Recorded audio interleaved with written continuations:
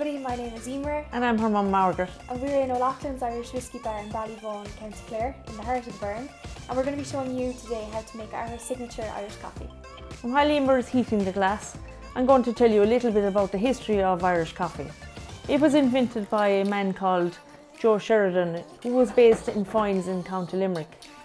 And at one stage when a transatlantic flight was returning to base, he was asked to showcase some Irish ingredients.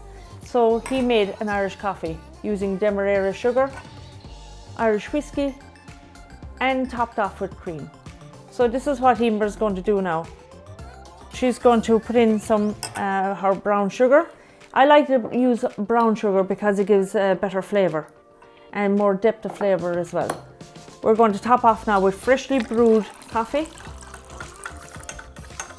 And then we're going to use a signature Irish whiskey called Powers. So it's Powers Gold label, made here on the island of Ireland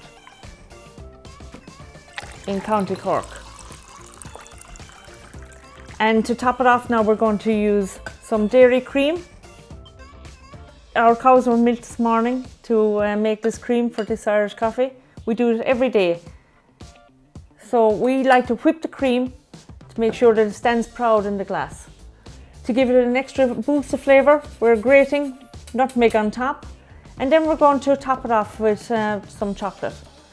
At one stage, the